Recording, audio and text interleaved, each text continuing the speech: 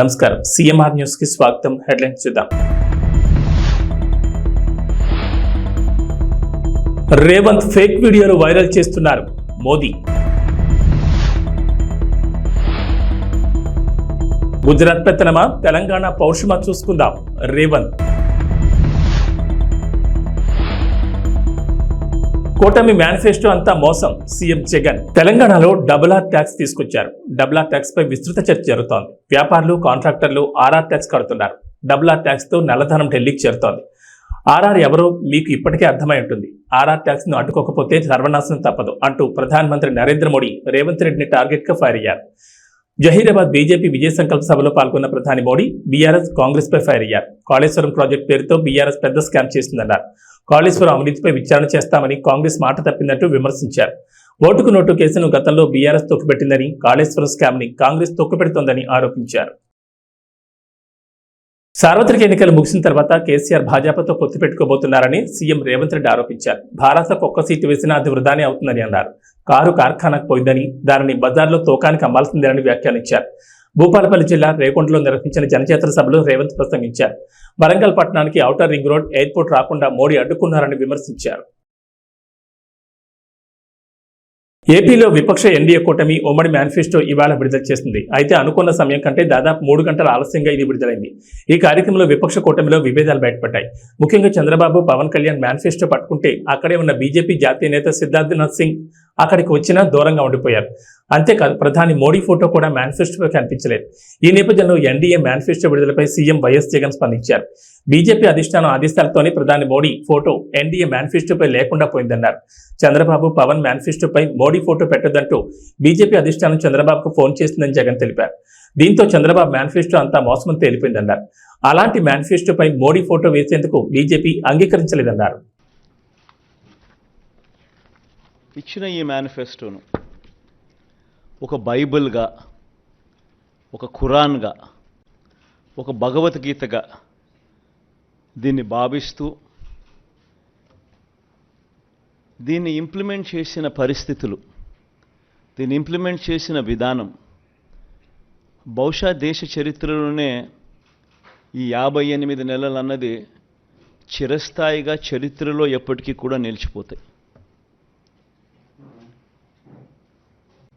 2019లో ఇచ్చిన ఈ వాగ్దానాలన్నీ కూడా ఎంతో నిష్ఠగా మనం అమలు చేశాం.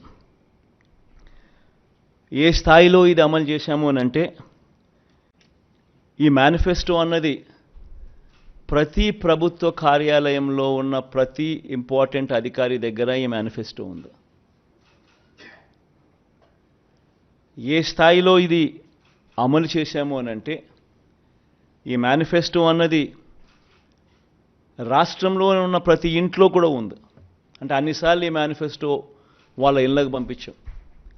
ప్రతి సంవత్సరం తర్వాత ఇదిగో ప్రోగ్రెస్ రిపోర్ట్, ఇదిగో అక్క, ఇదిగో చెల్లెమ్మ, ఇదిగో ప్రోగ్రెస్ రిపోర్ట్, ఇదిగో మా మేనిఫెస్టో, చెప్పినటువన్నీ మీరే టిక్ చేయండి అని మొట్టమొదటి సంవత్సరంలో 88%, 85%, 86% మొట్టమొదటి సంవత్సరంలో టిక్కు పెడితే చివరికి వచ్చేసరికి 99.5%, 99 ఎంత దాని నుంచి ఎంత 99 చివరికి వచ్చేసరికి దాదాపు 99% పైచిలుకు 99% పైచిలుకు మేనిఫెస్టోను మనం ఇంప్లిమెంట్ చేసి ప్రజల చేతుల్లో ఇచ్చిన పరిస్థితి. ఇలా ఈ మేనిఫెస్టోను ప్రతి ఇంట్లో కూడా చేర్చిన పరిస్థితులు ఎప్పుడైనా ఉన్నాయా, ఏదైనా ప్రభుత్వం చేసింది అని అంటే అది కూడా ఈ 58 నెలల కాలంలోనే జరిగిందని కూడా చెప్పడానికి గర్వపడతా ఉన్నా. నవరత్నాల పాలనకు నిజంగా అర్థం చెబుతూ ఏకంగా ఈ 58 నెలల కాలంలోనే, ఈ 58 నెలల కాలంలోనే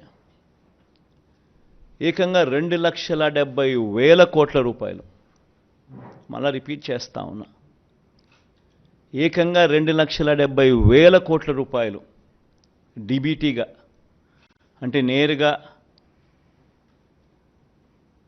నా అక్క చెల్లెమ్మల కోసం నేను బటన్ నొక్కడం, నా అక్క చెల్లెమ్మల కుటుంబాల ఖాతాల్లోకి నేరుగా డబ్బులు వెళ్ళిపోవడం. నేరుగా వారి చేతికి అది అందడం, ఇదొక హిస్టరీ. 2,70,000 కోట్ల రూపాయలు ఈ మాదిరిగా నా అక్క చెల్లెమ్మలకు దేవుడి దయతో మంచి చేయగలిగాం.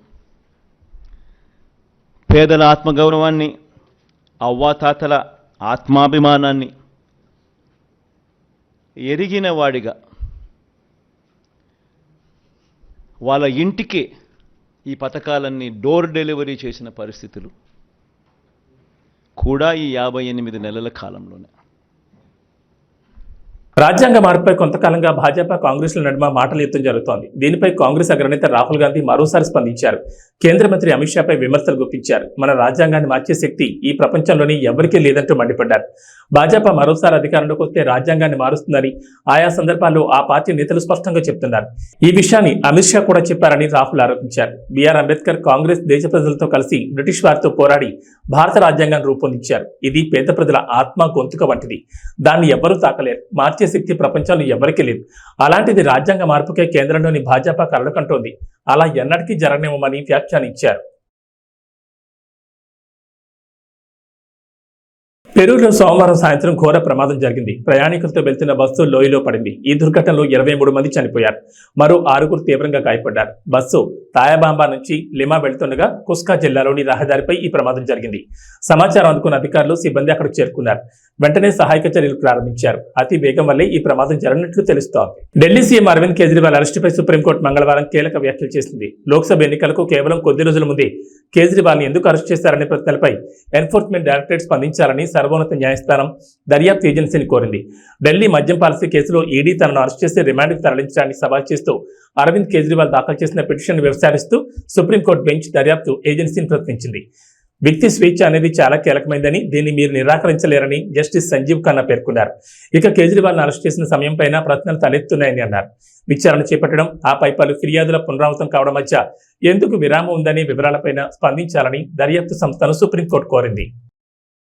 ఛత్తీస్గఢ్లో మరో భారీ ఎన్కౌంటర్ జరిగింది. నారాయణపూర్, కాంకేర్ జిల్లాల సరిహద్దుల్లో మంగళవారం ఉదయం భద్రతా దళాల కాల్పుల్లో 10 మంది మావోయిస్టులు మరణించారు. వీరిలో 3 మహిళలు ఉన్నారని పోలీసులు వెల్లడించారు. గత 15 రోజుల వ్యవధిలో మావోయిస్టులకు ఇది 2వ ఎదురుదెబ్బ. తాజా ఎన్కౌంటర్కు సంబంధించి అధికారులు తెలిపిన వివరాల ప్రకారం 2 జిల్లాల సరిహద్దుల్లోని అబూజ్మడ్లోని టేక్ మీటా, కాకూర్ అడవుల్లో మావోయిస్టులు ఉన్నట్లు సమాచారం అందింది. దీంతో నారాయణపూర్ ఎస్పీ ప్రభాత్ కుమార్ నేతృత్వంలో జిల్లా reserve guard, DRG, special task force, STF దళాలు సంయుక్తంగా సెర్చ్ ఆపరేషన్ చేపట్టాయి. మధ్యప్రదేశ్ చెందిన కాంగ్రెస్ చెందిన 3వ కీలక నేత రాహుల్ గాంధీ రాష్ట్రంలో ఎన్నికల ప్రచారం నిర్వహిస్తున్న రోజున 1000 మంది మద్దతుదారులతో బీజేపీకి ధీటుగా నిలిచారు. ముఖ్యమంత్రి మోహన్ యాదవ్, రాష్ట్ర పార్టీ చీఫ్ విడి శర్మ, మాజీ హోంమంత్రి నరోత్తమ్ మిశ్రా సమక్షంలో కాంగ్రెస్ మాజీ మంత్రి 6 సార్లు ఎమ్మెల్యే ఎన్నికైన రామ్ నివాస్ రావత్ ఈరోజు షియోపూర్ భారీ ర్యాలీలో బీజేపీలో చేరారు. ₹1 కూడా కట్టే పని లేకుండానే ఒక్కో కుటుంబానికి 25 లక్షల ఆరోగ్య బీమా కల్పించే పథకాన్ని దేశంలోని తొలిసారిగా ఆంధ్రప్రదేశ్లో అమలు చేస్తామని కూటమి ప్రకటించింది. ఎస్సీ, ఎస్టీ, బీసీ మైనార్టీలకు 50 ఏళ్లకే 4,000 పింఛను అందజేస్తామని, మత్స్యకారులకు వేట విరామ సమయంలో 20,000, ఆటో, టాక్సీ, లారీ, టిప్పర్ డ్రైవర్లకు 15,000 ఆర్థిక సహాయం చేస్తామని హామీ ఇచ్చింది. ఇసుకను ఉచితంగా అందుబాటులోకి తెస్తామని ప్రకటించింది. టీడీపీ, జనసేన ఉమ్మడి మేనిఫెస్టోను మంగళవారం ఉండవల్లిలోని చంద్రబాబు నివాసంలో ఎన్డీఏ నేతలు విడుదల చేశారు. మిత్రపక్షం భాజపా సూచనలు, సలహాలతో దీన్ని రూపొందించారు. టీడీపీ అధినేత చంద్రబాబు, జనసేన అధ్యక్షుడు పవన్ కళ్యాణ్, భాజపా రాష్ట్ర ఎన్నికల సహాయ ఇన్ఛార్జ్ సిద్ధార్థనాథ్ సింగ్ ఈ కార్యక్రమంలో పాల్గొన్నారు. తెలుగుదేశం పార్టీకి, జనసేన పార్టీకి వారి యోగంలో వచ్చిన రిప్రజెంటేషన్స్, అలాగే జనవాణి కార్యక్రమంలో వచ్చిన వినతులు కానీ, ఆన్లైన్లో వచ్చిన సూచనలు కానీ, అందరికీ 2 పార్టీలకు వచ్చిన సూచనలన్నీ క్రోడీకరించి ఈ మేనిఫెస్టో తయారు చేయడం జరిగింది. ముఖ్యంగా రాష్ట్ర ప్రజల నేటి అవసరాలను తీరుస్తూ రేపటి ఆకాంక్షలకు సాకారం చేసే ఈ మేనిఫెస్టోని కూటమి ప్రభుత్వం పటిష్టంగా దీన్ని అమలు చేస్తుంది. దీంట్లో ముఖ్యమైన అంశాలు ఏమేమి తీసుకున్నామంటే, ఆంధ్రప్రదేశ్ ప్రజల భవిష్యత్తు ఆల్మోస్ట్ కత్తి మొనపైన వేలాడుతూ ఉంది. ప్రపంచంలోనే అత్యంత శక్తివంతమైన తెలుగు జాతి నేడు ఆంధ్రప్రదేశ్ పరిస్థితిని చూసి తలదించుకుంటుంది. లూటీ కోసమే 13 లక్షల కోట్లు అప్పు చేసి రాష్ట్ర ఆర్థిక వ్యవస్థను దివాళా తీయించారు. గత 5 ఏళ్లుగా అన్ని రంగాల్లో రాష్ట్రం తిరోగామి దిశలో పయనిస్తున్నది. సమాజంలో ఎటు చూసినా అభద్రత, అశాంతి, హత్యలు, ఆత్మహత్యలు కనిపిస్తున్నాయి. ధరలు, పన్నులు, ఛార్జీలు, అప్పుల బాధుడితో ఒక్కో కుటుంబం పైన దాదాపు 8 లక్షల భారం మోపారు. 10 రూపాయలు ఇచ్చి 100 రూపాయలు కొట్టేస్తూ పొద్దున్నే పథకం కింద డబ్బులు ఇచ్చి సాయంత్రం సారా కింద పట్టుకెళ్ళిపోయే ఈ ప్రభుత్వం చేస్తూ ఉన్నారు. పట్టభద్రుల నిరుద్యోగంలో 24% దేశంలోనే ఏపీ మొదటి స్థానంలో ఉంది. రైతుల ఆత్మహత్యల్లో 3వ స్థానంలో, 18 ఏళ్లలోపు బాలికలపై జరుగుతున్న అత్యాచారాల్లో 2వ స్థానంలో ఉంది. పోలవరం నదుల అనుసంధానాన్ని గోదాట్లో ముంచేశారు. సంపద సృష్టి, ఉపాధి కల్పనా కేంద్రమైన ప్రజా రాజధాని అమరావతిని విధ్వంసం చేశారు. SC, ST, BC, minority sub plan నిధుల్ని 1,00,000 కోట్లు దారి మళ్లించారు. ఇక అన్నా క్యాంటీన్లు కానీ, నిరుద్యోగ భృతి కానీ, పండగ కానుకలు లాంటి 100కి పైగా తెలుగుదేశం ప్రభుత్వ సంక్షేమ కార్యక్రమాలు రద్దు చేశారు. ముఖ్యంగా గత కొద్ది రోజులుగా నేను మాట్లాడుతాను ల్యాండ్ టైటిలింగ్ యాక్ట్ పేరు మీద. పట్టా పుస్తకాల మీద ఆంధ్రప్రదేశ్ రాజముద్ర తీసి జగన్ ఫోటో వేయించుకొని తన అచ్చరాకైన పనులు చాలా చేస్తూ లక్షలాది ఎకరాల ల్యాండ్ టైటిలింగ్ యాక్ట్ పేరు మీద లక్షలాది ఎకరాలని ప్రజల ఆస్తుల్ని కబ్జా చేస్తున్నారు. ల్యాండ్, శాండ్, వైన్, మైన్, గంజాయి, డ్రగ్స్, ఎర్రచందనం, రేషన్ బియ్యం మాఫియాలతో దాదాపు 8 లక్షల కోట్ల ప్రజాధనాన్ని కొల్లగొట్టారు. స్థానిక సంస్థల ఎన్నికల్లో బీసీ రిజర్వేషన్లని 10% కోత కోసి 16,800 రాజ్యాంగ పదవులకి బీసీలకి దూరం చేశారు. విషపూరిత మద్యం పోసి 35 లక్షల మంది ఆరోగ్యాలు నాశనం చేశారు. 30,000 మంది ప్రాణాలు తీసి వారి భార్యలకి పసుపు తాడులు మంట కలిపారు. గృహ నిర్మాణం పేరుతో పేదల్ని అప్పుల పాలు చేశారు. ప్రశ్నించిన ప్రతిపక్షాలు ఎస్సీ, ఎస్టీ, బీసీ, మైనారిటీలని 600 మందిని హత్య చేశారు. వివేకానంద రెడ్డి గారి హంతకుల్ని ఇంకా కాపాడుతూనే ఉన్నారు. స్థానిక సంస్థలకు కేంద్రం ఇచ్చిన 12,000 కోట్ల రూపాయలని దారి మళ్లించారు. గ్రామ పట్టణాభివృద్ధిని దెబ్బతీశారు దారి మళ్లించి. ఈ విధ్వంస పరిస్థితులను చక్కదిద్ది రాష్ట్రాన్ని గాడిలో పెట్టేందుకే ఎన్నికల రూపంలో ఒక అవకాశం మన ముందుకు వచ్చింది. ఈ విధ్వంస పాలన సాగనంపి స్వర్ణాంధ్రను నిర్మించుకోవడానికే మా కూటమి అభ్యర్థులకి ఘన విజయం చేకూర్చాల్సిన అవసరం ప్రతి ఓటరు పైన ఉన్నదని విజ్ఞప్తి చేస్తున్నాం. తెలుగుదేశం పార్టీ చేసిన సూపర్ 6, అలాగే జనసేన ప్రతిపాదించిన షణ్ముఖ వ్యూహం, ఈ మూడిటితో కలిపి ముందుగా మేము 12తో ప్రారంభించి ఈరోజు సంపూర్ణంగా అన్ని ఎస్సీ, ఎస్టీ, అన్ని రకాల వర్గాలకి, ముస్లిం మైనారిటీలకి, క్రిస్టియన్లకి, అన్ని సంఘాల వాళ్ళకి, అన్ని రంగాల వాళ్ళకి చాలా సమగ్రంగా ఏర్పడిన కూటమి ఇది మన ఈ మేనిఫెస్టో. ఇది ముఖ్యంగా దీంట్లో నేను మీ దృష్టికి తీసుకొచ్చేది యువతకి 20 లక్షల ఉద్యోగాలు ఈ 5 సంవత్సరాల్లో, అలాగే నెలకి మనకి 3,000 రూపాయలు నిరుద్యోగ భృతి, స్కూల్కి వెళ్ళే ప్రతి విద్యార్థికి ఏడాదికి 15,000 రూపాయలు, ప్రతి రైతుకి ఏటా 20,000 ఆర్థిక సాయం, ప్రతి మహిళకి నెలకి 1,500 రూపాయలు, 19 సంవత్సరాల నుంచి 59 సంవత్సరాల వరకు, ప్రతి ఇంటికి ఏడాదికి ఉచితంగా 3 గ్యాస్ సిలిండర్లు, మహిళలకి ఉచిత బస్సు ప్రయాణం,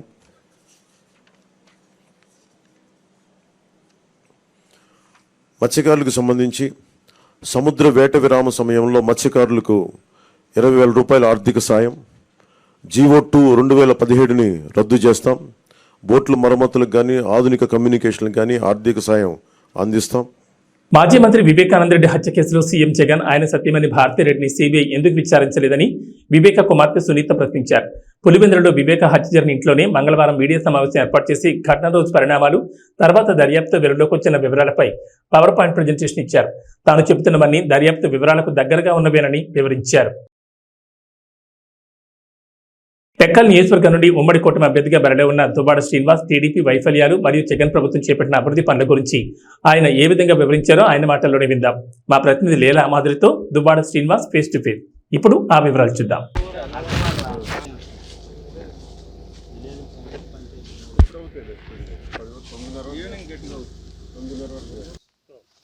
శ్రీకాకుళం జిల్లా టెక్కల్ నియోజకవర్గం నుంచి వైఎస్ఆర్సీపీ అభ్యర్థిగా దువ్వాడ శ్రీనివాసరావు గారు తన నియోజకవర్గమైన మదనాపురంలో ప్రచారం కొనసాగిస్తున్నారు. అక్కడ ప్రజల స్పందన ఎలా ఉంది, అసలు సార్ ప్రచారం ఎలా కొనసాగుతుంది అనేది సార్ని అడిగి తెలుసుకుందాం. సార్ చెప్పండి, గతంలో మీరు ఎంపీగా పోటీ చేశారు, ఇప్పుడు ఎమ్మెల్యేగా పోటీ చేయబోతున్నారు. అప్పటికి ఇప్పటికీ ఉన్న డిఫరెన్స్ ఏంటి, అసలు ప్రజల్లో స్పందన ఎలా ఉంది అనేది చెప్తారా? ఎంపీగా కూడా ఆ రోజు గెలుపు నాదే, నైతికంగా గెలుపు నాది. ఎందుకంటే నా మీద 6,000 మెజార్టీ, అంటే ఒక 3,100 ఓట్లు వస్తే ఆ రోజు నేను గెలుస్తాను. దానికి కారణం పోస్టల్ బ్యాలెట్, ఆ రోజు లెక్కించలేదు, టెక్నికల్ ప్రాబ్లమ్స్తో పెట్టి పక్కన పెట్టేశారు, రిక్ చేశారు కొన్ని బూతులు. ఇవన్నీ కలిపి జస్ట్ 3000 డిఫరెన్స్ తప్ప ఆ రోజు నైతికంగా గెలుపు మాదే. 1,24,000 మెజార్టీతో గెలిచిన రామ్మోహన్ నాయుడు 2019 వచ్చేటప్పటికి 6,000 మెజార్టీకి దిగజారు. ఈసారి ఖచ్చితంగా రామ్మోహన్ నాయుడు అడ్డంగా పోతాడు, తిరుగుండదు. మా టెక్కల్ కాన్స్టిట్యున్సీకి వచ్చేటప్పటికి 25,000 మెజార్టీతో గెలుస్తాం. ఇక్కడ మా గెలుపు నల్లేరు మీద నడక. ఎందుకంటే మేము చేసిన మా ప్రభుత్వంలో జగన్మోహన్ రెడ్డి గారు చేసినటువంటి అభివృద్ధి, స్వాతంత్ర్యం వచ్చి 75 ఏళ్ళు అయింది. 75 ఏళ్ళు అవుతూ తెలుగుదేశం పార్టీ ఆవిర్భవించి 40 ఏళ్ళు అయింది. ఆ 75 ఏళ్లలో కానీ ఈ 40 ఏళ్లలో కానీ శ్రీకాకుళం జిల్లాకు అత్యంత ఎక్కువగా నిధులు వచ్చిన సందర్భం రెండు సందర్భాలు. ఒకటి జలగం వెంగళరావు గారు ముఖ్యమంత్రిగా ఉండేటప్పుడు 72లో మోసదారికి 800 కోట్లు వచ్చింది. డాక్టర్ వైఎస్ రాజశేఖర రెడ్డి గారు ముఖ్యమంత్రిగా ఉండేటప్పుడు 1000 కోట్లు వచ్చింది. That's all. ఆ తర్వాత మనకి అత్యంత ఎక్కువ స్థాయిలో నిధులు వచ్చినటువంటి చరిత్ర ఎప్పుడూ లేదు. కానీ జగన్మోహన్ రెడ్డి గారు ముఖ్యమంత్రి అయిన తర్వాత ఈ టెక్కలి నియోజకవర్గంలో 7,000 కోట్ల రూపాయల నిధులు తీసుకొచ్చాం. అభివృద్ధి కోసం, సంక్షేమం కోసం, పారిశ్రామికీకరణ కోసం. అంటే వలసలకు మాత్రమే పరిమితమైనటువంటి ఈ జిల్లా బిడ్డను చేత పట్టుకొని, పొట్ట చేత పట్టుకొని కూలి పనులకు వెళ్ళి హైదరాబాద్, నెల్లూరు, కర్నూలు, మద్రాసు ప్రాంతాలకు కూలికి వెళ్ళి బ్రతికే కూలి బ్రతుకులు ఈ శ్రీకాకుళం జిల్లా. వలస జీవితాలు. ఎన్నాళ్ళు ఈ వలసలు? ఎందుకు మన ప్రాంతంలో బ్రతకూడదు? మన ప్రాంతంలో ఎందుకు పరిశ్రమలు లేవు? ఎన్నాళ్ళు పడుతుంది ఇంకే పరిశ్రమలు రావడానికి? 75 ఏళ్ళు చాలదా? తెలుగుదేశం పార్టీ ఆవిర్భవించి 40 ఏళ్ళు కూడా ఇంకా చాలదా? ఎన్నాళ్ళు ఈ ఊడిగం చేస్తాం? జగనన్న ఆలోచించారు. ఎట్టి పరిస్థితుల్లో కూడా శ్రీకాకుళం నుంచి ఇక వలసలు ఉండకూడదు. ఇక్కడి వారు ఇక్కడే పనిచేసుకునేటట్టు, ఆత్మగౌరవంతో గౌరవంగా ఇక్కడే బ్రతికేటట్టు ఉండాలి అంటే పరిశ్రమలు రావాలి అంటే దానికి ఆ వాతావరణాన్ని క్రియేట్ చేయాలి. ఆల్రెడీ ఇక్కడ 6 లైన్ ఉంది, రైల్వే ట్రాక్ ఉంది, మద్రాసు వరకును. ఇక్కడ ఒక నౌకాయానం పోర్టు పెడితే బాగుంటుందని మూలపేట గ్రీన్ఫీల్డ్ పోర్టు ఏర్పాటు చేయడం జరిగింది. దానికి 4,361 కోట్ల రూపాయలు శాంక్షన్ అవ్వడం జరిగింది. ఆల్రెడీ పోర్టు 70% పూర్తి అయిపోయింది. ఏడాదిలోనే షిప్ తెస్తామని చెప్పాం, ఏడాదిలోగా షిప్ తీసుకొచ్చాం అక్కడికి. మరొక 4-5 నెలల్లో ఈ పోర్టుని జాతికి అంకితం చేస్తాం. ఆ పోర్టుని ఎప్పుడైతే ఫినిష్ చేస్తామో 20,000 మందికి ఉద్యోగాలు వస్తాయి. ఆ 20,000 మంది కూడా మొట్టమొదటిగా టెక్కలి నియోజకవర్గానికి చెందిన వాళ్ళు, తర్వాత శ్రీకాకుళం, తర్వాత ఉత్తరాంధ్ర. ఈ ప్రాంతంలో ఉండే ప్రతి నిరుద్యోగికి కూడా ఇక్కడ మూలపేట పోర్టులో అవకాశం వస్తుంది. ఉత్తరాంధ్రకే మూలపేట గ్రీన్ఫీల్డ్ పోర్ట్ ఒక మణిహారంగా మారుతుంది. ప్రపంచంలో ది బెస్ట్ పోర్ట్స్లో ఎన్ని ఉన్నాయైతే అందులోకి చేరబోతుంది. ఎందుకంటే 19 మీటర్స్ డెప్త్ అనమాట, డీప్ సీ వాటర్స్. మంచి పోర్టుగా ఇది ఎదగబోతుంది. ఈ ప్రాంతం కూడా టెక్కలి ఒక పారిశ్రామిక వాడగా మారబోతుంది, ఒక ముంబై నగరంలా మారబోతుంది ఒక 3-4 సంవత్సరాల్లోనే. దీనికి కారణం జగన్మోహన్ రెడ్డి గారు వేసినటువంటి అడుగులు. పోర్టు కారణంగా ఈ ప్రాంతమే పరిశ్రమలతో నిండడం వల్ల సుమారు ఒక 50,000 మందికి ఉద్యోగాలు పరిశ్రమలు, పోర్టు కలిపి ఇప్పించడానికి మేము ప్రణాళిక సిద్ధం చేసాం. ఆ దశలో అడుగులు వేసి ఈరోజే దానికి స్పీడ్ చేసేసాం. పనులు కూడా జరిగిపోతున్నాయి. సంక్షేమం ఒకవైపు, అమ్మఒడి, రైతు భరోసా, చేయూత, జగనన్న విద్యా దీవెన, జగనన్న వసతి దీవెన, ఆరోగ్యశ్రీ, వైఎస్ఆర్ ఆరోగ్య ఆసరా, నాయబ్రాహ్మణులు, ఆటో రిక్షాలు, ఇలా చెప్పుకుంటూ పోతే చాంతాడంత లిస్టు పథకాలు. ఈ పథకాలన్నీ కలిపి ఒక్క టెక్కల్ నియోజకవర్గానికే 1,600 కోట్లు ఇచ్చాం. ప్లస్ ఆఫ్షోర్ రిజర్వాయర్ నందిగామ మండలంలో డాక్టర్ వైఎస్ రాజశేఖర రెడ్డి గారు శంకుస్థాపన చేస్తే, తర్వాత తెలుగుదేశం ప్రభుత్వం వచ్చి రాష్ట్ర విభజన తర్వాత పూర్తిగా విస్మరిస్తే దాన్ని ఇప్పుడు పూర్తి చేస్తున్నాం. మొత్తంగా 7,000 కోట్లు, అదొక 900 కోట్లు. మొత్తంగా 7,000 కోట్లు జిల్లా చరిత్రలో ఇది మొదటిసారి. ఇది కాక టెక్కలి ముఖద్వారంగా కిడ్నీ రోగాలు ఉన్నాయి. దాన్ని పూర్తిగా నిర్మూలించడానికి పలాసలో ఒక కిడ్నీ రీసెర్చ్ సెంటర్, ఒక కిడ్నీ ఆసుపత్రి, హిరమండలం దగ్గర నుంచి త్రాగునీరు, ఇదంతా కలిపి 700 కోట్ల రూపాయలు. మా డివిజన్కి 8,000 కోట్ల రూపాయలు తెచ్చిన మొదటి సందర్భం. నేను ఒక్క మాట అడుగుతున్నాను, మా గెలుపు కారణాలు ఇవి. మరి తెలుగుదేశం పార్టీ ఆవిర్భావం నుంచి 40 ఏళ్ల చరిత్రలో ఎర్రంనాయుడు కేంద్ర మంత్రిగా ఉన్నాడు, అచ్చెన్నాయుడు రాష్ట్ర క్యాబినెట్లో ఉన్నాడు, రామ్మోహన్ నాయుడు 10 సంవత్సరాలు ఎంపీ చేశారు. ఏం చేశారో నేను చెప్పినట్టు ఒకటి చెప్పానండి. నేను ఈరోజు ఓడిపోయాం. మీరు అడిగినట్టే, మీరు ప్రారంభంలో అడిగారు ఎంపీ గురించి. ఎంపీగా ఓడిపోయాను, ఎమ్మెల్యేగా ఓడిపోయాం. జగనన్న ప్రభుత్వం ఉంది, మా ప్రభుత్వం ఉంది. ఆ ప్రభుత్వంలో భాగస్వాములైనటువంటి మేము జగనన్నతో ఇన్ని వేల కోట్లు టెక్కలికి తెచ్చాం. మరి తెలుగుదేశం ప్రభుత్వంలో ఎమ్మెల్యేలుగా, మంత్రులుగా ఉన్నారు, ఏం తెచ్చారో చెప్పాలి. ఒక్క నిరుద్యోగ సమస్య తీర్చారా? ఒక్క ఎకరాకు సాగునీరు అందించారా? దమ్ముంటే అచ్చెన్నాయుడికి మేము ఇది చేసాం ఈ జిల్లాకని ఒకటి చెప్పమనండి. అసలు అచ్చెన్నాయుడికి టెక్కల్లో నామినేషన్ వేసే అర్హత లేదు. ఎందుకంటే ఒకటి ఏం చేయలేదు, 2 5 ఏళ్ళు అయింది అచ్చెన్నాయుడు ఎక్కడున్నాడో కూడా తెలియదు. ఇప్పుడు ఎన్నికలకు 15-20 రోజుల ముందు ఇప్పుడు కనబడుతున్నాడు. 5 ఏళ్లలో నువ్వు ఒక ప్రతిపక్ష పాత్ర పోషించడానికి ఎప్పుడైనా ప్రయత్నించావా? ఏ గ్రామానికి వెళ్ళావా? నువ్వు మంత్రిగా ఉండేటప్పుడు రాయవలస కార్మిక శాఖ మంత్రిగా ఉండేటప్పుడు రాయవలస ఫ్యాక్టరీని మూసేసినవే. భావనపాడు పోర్టు పేరుతో 15,000 ఎకరాలు భూ కబ్జా చేయాలని, ల్యాండ్ బ్యాంక్ చేయాలని చూసారే. ల్యాండ్ మీద ఉన్న దృష్టి పోర్టు మీద లేదు.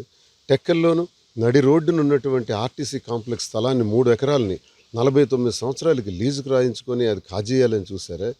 ఏంటి లంచాలు, రౌడీయిజం, గూండాయిజం, భూ కబ్జాలు? చెప్పండి. మేము అధికారంలో. కడప జిల్లా పోరుమామిడి మండలంలోని కొర్రపాటిపల్లి గ్రామ పంచాయతీలో టీడీపీ, జనసేన, బీజేపీ ఉమ్మడి కూటమి తరఫున పోటీ చేస్తున్న బద్వేల్ బీజేపీ అభ్యర్థి బొజ్జ రోషన్ను భారీ మెజార్టీతో గెలిపించాలని రంగసముద్రం ఎంపీటీసీ కలవకూరి రమణ మరియు పార్టీ కార్యకర్తలు ఇంటింట ప్రచారం నిర్వహించారు. ఈ సందర్భంగా మాట్లాడుతూ ప్రజలకు అందుబాటులో ఉండి ప్రజాసేవకు కూటమి అభ్యర్థి బొజ్జ రోషన్న బీజేపీ తరఫున పోటీ చేస్తున్నారని, ప్రజలను ఆయన ఆదరించి ఓట్లు వేసి భారీ మెజార్టీతో గెలిపించాలని కోరారు. ఈ కార్యక్రమంలో పార్టీ నాయకులు, కార్యకర్తలు పాల్గొన్నారు.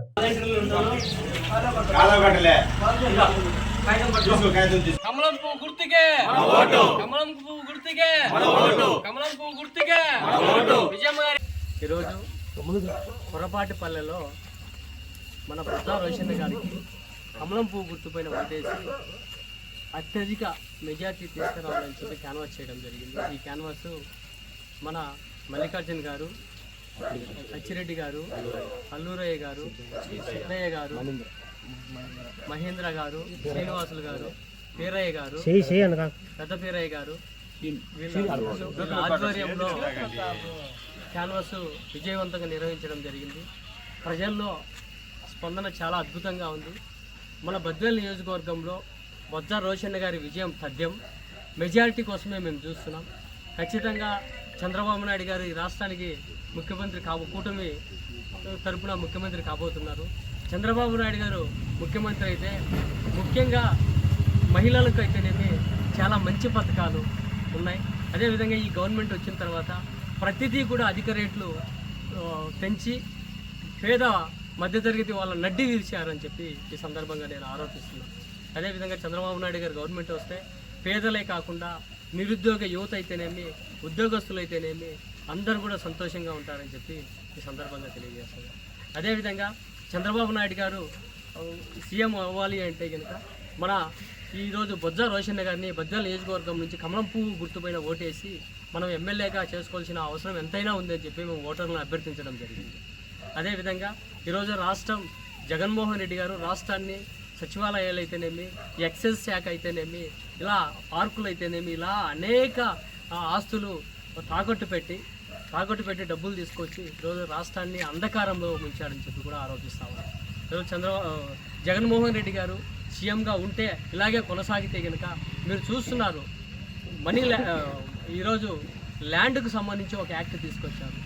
ఈ యాక్ట్కు సంబంధించి ఎన్నో మన ప్రజలైతేనేమి, రైతులు అయితేనే ఎన్నో ఇబ్బందులు ఎదుర్కొనే అవకాశాలు కూడా ఎన్నో ఉన్నాయని చెప్పి నేను తెలియజేస్తా ఉన్నా.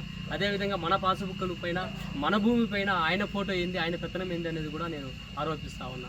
కాబట్టి ఈ జగన్మోహన్ రెడ్డి గారికి బుద్ధి చెప్పాలి అంటే, జగన్మోహన్ రెడ్డి గారిని ఇంటికి పంపించాలంటే మనం ఖచ్చితంగా బొజ్జ రోషన్న గారికి కమలం పువ్వు గుర్తుపోయిన ఓటేసి ఎమ్మెల్యేగా చేసుకొని, అదేవిధంగా ఎంపీకి మన సైకిల్ గుర్తుకు భూపేశ్ రెడ్డి గారికి ఓటేసి ఎంపీగా చేసుకున్నామంటే కనుక మన చంద్రబాబు నాయుడు గారు సీఎం అవుతారు. చంద్రబాబు నాయుడు గారు సీఎం అయితే రాష్ట్రం నిజంగా సుభిక్షంగా ఉంటుంది. రాష్ట్రంలో ఉన్నటువంటి యువత అయితేనేమి, అదేవిధంగా నిరుద్యోగ యువత అయితేనేమి, అదేవిధంగా విద్యార్థులు అయితేనేమి, పేద బడుగు బలహీన వర్గాల వారు అయితేనేమి చాలా సంతోషంగా గడుపుతారని చెప్పి ఈ సందర్భంగా తెలియజేసుకుంటూ, అందరూ కూడా ప్రజలందరూ కూడా బద్వేల్ నియోజకవర్గ ప్రజలందరూ కూడా ఒక ఓటు కమలం గుర్తుకు, ఒక ఓటు సైకిల్ గుర్తుకు, ఎంపీకి సైకిల్ గుర్తుకు, ఎమ్మెల్యేకు కమలం గుర్తుకు బొజ్జ రోషన్న గారికి వేసి అత్యధిక మెజార్టీ తీసుకురావాలని చెప్పి ఈ సందర్భంగా మీడియా మూలకంగా నేను తెలియజేసుకుంటూ ధన్యవాదాలు తెలియజేసుకుంటాను. చంద్రబాబు గారి నాయకత్వం, నరేంద్ర మోడీ గారి నాయకత్వం, పవన్ కళ్యాణ్ గారి నాయకత్వం, విజయమ్మ గారి నాయకత్వం, నితీష్ గారి నాయకత్వం, బొజ్జ రోషన్న గారి నాయకత్వం. కమలం పువ్వు గుర్తుకే మన ఓటు, కమలం పువ్వు గుర్తుకే మన ఓటు, కమలం పువ్వు గుర్తుకే మన ఓటు. జై తెలుగుదేశం, జై తెలుగుదేశం, జై తెలుగుదేశం, జై తెలుగుదేశం. ఉండ్రాజవరం మండలం పాలంగి గ్రామంలో ఎన్నికల ప్రచారం నిడదవోలు నియోజకవర్గ శాసనసభ్యులు కాంగ్రెస్ పార్టీ ఎమ్మెల్యే అభ్యర్థి జి శ్రీనివాస్ నాయుడు మరియు Rajahmundry YSR Congress party parliament MP అభ్యర్థి గూడూరు శ్రీనివాస్ నిర్వహించారు. ఈ సందర్భంగా మాట్లాడుతూ దేశంలోనే ఏ రాష్ట్ర ముఖ్యమంత్రి చేయనంత అభివృద్ధి సంక్షేమ పథకాలు అందిస్తోంది వైఎస్ జగన్మోహన్ రెడ్డి ఒక్కరే అని తెలిపారు. కుల మత రాజకీయాలకు అతీతంగా లంచాలకు తావు లేకుండా పేదలకు అందిస్తున్న సంక్షేమ పథకాలు చేసిన అభివృద్ధి పనులే వైఎస్ఆర్సీపీ పార్టీకి ఘన విజయాన్ని అందిస్తాయన్నారు. 2 ఓట్లు ఫ్యాన్ గుర్తుగా ఓటేయాలని ఓటర్లను అభ్యర్థించారు. ఈ కార్యక్రమంలో కార్యకర్తలు పాల్గొన్నారు.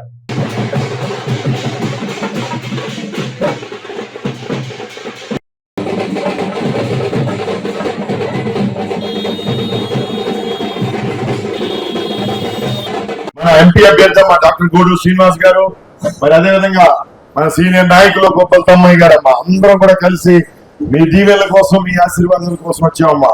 ఈ రోజు డాక్టర్ గూడూరు శ్రీనివాస్ గారు మన ఎంపీ అభ్యర్థిగా పోటీ పెడుతున్నారు రాజమండ్రి పార్లమెంట్ అమ్మా. నేను ఇక్కడ నిడదవోలు ఎమ్మెల్యేగా పోటీ పెడుతున్నామా. 2 ఓట్లు ఇస్తారు ఎంపీ ఎమ్మెల్యే ప్రతి ఒక్కరికి అమ్మా. 2 ఓట్లు కూడా బాగున్నారా? నమస్తే అమ్మా. నమస్తే నమస్తే అమ్మా. బాగున్నారు?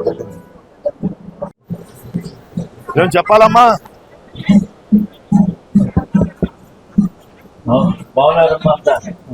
ఎలా ఉన్నావు? Very good very good. ఓహో, నువ్వు నీ చేత్తో నీవు అందరికి పార్టీ ఏదైనా ఓటు నాకేనా? అమోఘమైన పవిత్రమైన 2 ఓట్లు కూడా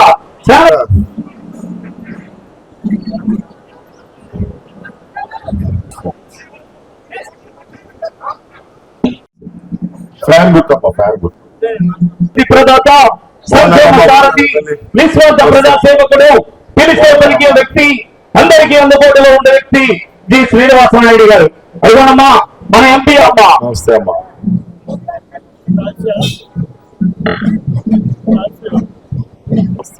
రాబోయే రోజుల్లో వాలంటరీ వ్యవస్థ,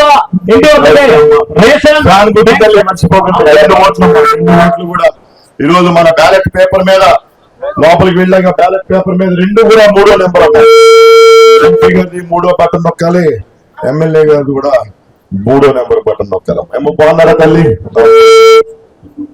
ప్రస్తుతం ఐపీఎల్ 2024 సీజన్ రసవత్తరంగా సాగుతుండగా మరోవైపు ఈ ఏడాది T20 ప్రపంచ కప్ కోసం భారత జట్టులో ఎవరికి చోటు దక్కుతుందనే విషయం గురించి అందరూ ఉత్కంఠగా ఎదురుచూస్తున్న సమయంలో బీసీసీఐ కీలక ప్రకటన చేసింది.